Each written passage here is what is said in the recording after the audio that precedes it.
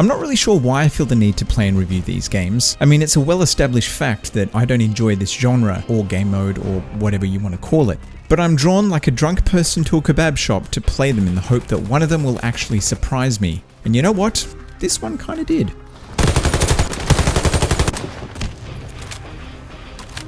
Now, this isn't going to be a full review of Warface. I'm mainly going to talk about the Battle Royale component, but it is just one small component of the game, so here's a quick overview to bring those of you who don't know what Warface is up to speed. Warface is a free-to-play tactical first-person shooter that originally launched on PC back in 2013. It reviewed pretty poorly at the time, being heavily criticized for being unoriginal and for how aggressive its microtransactions are. It was also briefly available on the 360 in 2014, although it was only available for 10 months before being canned. I couldn't find a solid reason for why it died so quickly, but it's pretty safe to assume that it wasn't generating a large amount of revenue. Now, Crytek, who originally both developed and published the game, sold it to Russian-owned My.com back in 2017. Despite the change of hands, the game has continued to see strong support both in terms of balancing and new content. And although the critical response has been generally underwhelming, Warface has managed to develop a modest but consistent player base on Steam.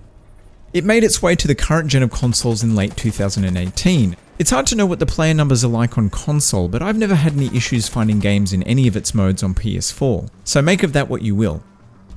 Okay, so I mentioned the microtransaction situation as being one of Warface's biggest problems. So let's discuss how the in-game economy works, because you can't really talk about Warface without making at least some mention of it. In short, it's poop. Not just a little poop either, or the kind of poop you can ignore until you get a spare pair of undies. Just about everything in Warface can be bought with real money. And to make matters worse, the in-game economy is complicated. There are 3 different types of currency. You've got your Warface dollars, your crowns, and you've got credits, which is the currency you buy with real money. On top of this, there's also a myriad of other things to manage, such as arsenal points, experience points, and boosters. The game constantly nags you to spend the various currencies, and spend it you must. You see, the vast majority of Warface's weapons, items, and abilities need to be purchased. You don't simply unlock items based on experience, you have to buy them using either Warface dollars or crowns, which you earn as you play, or by spending real money on credits. Spending real money means that you can forego the many hours of playtime required to unlock the higher tier equipment. So unless it wasn't clear, this is a pay-to-win system. Items aren't just purchased either. Guns, for example, can be leased for varying amounts of time and will also need to be maintained. The more you use it, the more it degrades and will need repairing. This happens at a pretty rapid rate too.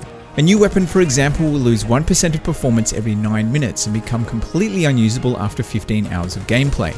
There are a handful of exceptions to this rule, such as the starting weapons in each class, but by and large, managing your inventory and making sure your gear is functional is a central part of Warface's gameplay loop. This persistent need to maintain your gear is so heavily baked into the core experience that spending real money at some point is inevitable. You see, spending real money allows you to buy boosters that increase the amount of Warface dollars and experience you earn. Some weapons can only be permanently unlocked with real money too. There are plenty of items you can unlock permanently with Warface dollars and crowns, and with enough playtime you could theoretically unlock most of the game's content without spending a cent. But if you want to access everything and/or you don't want to sink a large amount of time into the game, spending real money becomes a very attractive option. The weapon progression system, which could be fun and addictive, is completely undermined by the fact that you can spend real money on items that give you an obvious advantage. I actually think it's more accurate to view Warface as a subscription service rather than a free-to-play game. You can play for free, but so much of the arsenal is locked behind a paywall that requires constant feeding, and players willing to pay will have a considerably better experience. Now, Warface was originally developed for the Chinese market, and the free-to-play model in countries like China is very different to what we are used to in the West.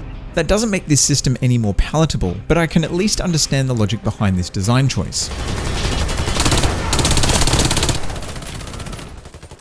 Okay, so that's my biggest gripe with the game, and I think for a lot of people it will be impossible to look past.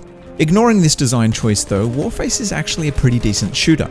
Its gunplay is solid, it has some interesting mechanics that promote team play, and for a free-to-play game it's really not that bad to look at. It has plenty of modes to choose from too, from your typical team deathmatch to more tactical objective-based modes like Storm. It also has offline missions that can be done solo or co-op with other people online. These will earn you Warface dollars, crowns, experience, and weapons that can be used in the multiplayer. The game actually forces you to play through some of the offline content and runs you through a basic tutorial before you can access the multiplayer. I'm not totally in love with this approach, but it does give you a good overview of what the game offers. It also exposes you to things you might miss if left to discover them on your own. If you only want to play the Battle Royale, just bear in mind that you'll have to sink about 30 to 40 minutes in this offline content first. One of the most attractive aspects of Warface is the huge number of real-life guns that are available. Each one has a metric butt-ton of attachments that modify how it looks and performs too. Seriously, if you ever wanted a shooter with a Gran Turismo style garage but for weapons, this is essentially what Warface offers. Okay, that, believe it or not, is my abbreviated Warface overview. I could go into detail about the various modes, but what I really wanted to discuss, and what the main topic of this video is the Battle Royale component. Competition in the Battle Royale space, and specifically the first-person shooter Battle Royale space, is pretty high with games like Ring of Elysium, PUBG, Islands of Nye, and of course Call of Duty's Blackout. On console though, there's far less to choose from, and even less when you narrow the list down to free-to-play games. 2019 will undoubtedly be another big year for Battle Royale, particularly on console with games like Red Dead 2 and Battlefield getting in on the action. So where exactly does Warface fit into the equation? Unlike most of the other Battle Royales, which I'm just going to abbreviate to Royale, unlike most of the other Royales, Warface's take on this mode is pretty basic. At its core, it has the same basic premise. A bunch of players fight over limited weapons and gear in an ever-decreasing play area with the goal of being sole survivor. Players start with only the ability to melee and have to search their surroundings for weapons, armor, and equipment. Like many other Royales, there are weapon drops that provide higher tier gear, and more powerful weapons tend to show up the closer you get towards the end of the game. Where Warface's Royale differs from most others is in its scope. It has significantly less players with a maximum of 32, and the map is substantially smaller. You also don't get airdropped in, giving you no control over where you start. This results in matches that play out much faster and can end very quickly. If you like the concept of Royale but the slow pace and lack of action in other games gives you the shits, then this might actually be up your alley. Aside from the faster pace though, the smaller scale does have some pretty big drawbacks. For starters, there aren't really any buildings you can enter, unless of course you count these shacks, which I do not. This limits the number of ways matches can play out, and it ultimately makes it feel very predictable. Seeing as this unpredictability is often cited as one of the main strengths of Royale, not having it here significantly reduces its replayability. Warface also doesn't have any vehicles. They aren't really necessary given how small the map is, but again this tends to make the experience feel kind of dull.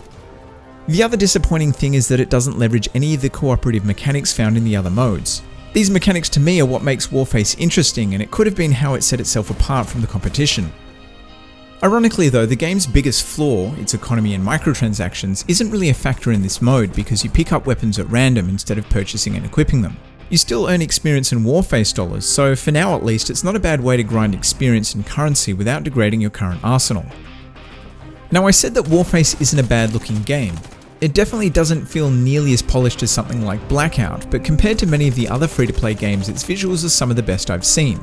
You do get the sense that this Royale component has been put together quickly though, not in a clunky half-assed way, but more in a let's create something simple and see if it catches on before sinking a huge amount of dev time into it kind of way. I think with a bigger, more detailed map that has buildings, elevation, different terrain, or something else that makes matches play out differently each time, it could be really fun. As it stands, Warface's Royale is an enjoyable, albeit beige experience. If you're curious about FPS Royale games, or you're thinking about jumping into Blackout or Battlefield 5's Firestorm, this would be worth checking out. The rest of the game is interesting too, but I doubt many will be able to look past the microtransactions. Even if you removed real money purchases from the game, the weapon leasing, maintaining and management system isn't exactly what I'd call satisfying. If you're a fan of RPG style shooters or of systems that require you to manage a large inventory of equipment, then maybe this will make you moist in all the right places. For me though, I prefer my shooters sans bureaucracy. So that's my thoughts on Warface. If you have any further questions, fling them at me in the comments. If you enjoyed this video, consider dropping me a like. If you're not subscribed, subscribe. But otherwise, thanks for watching.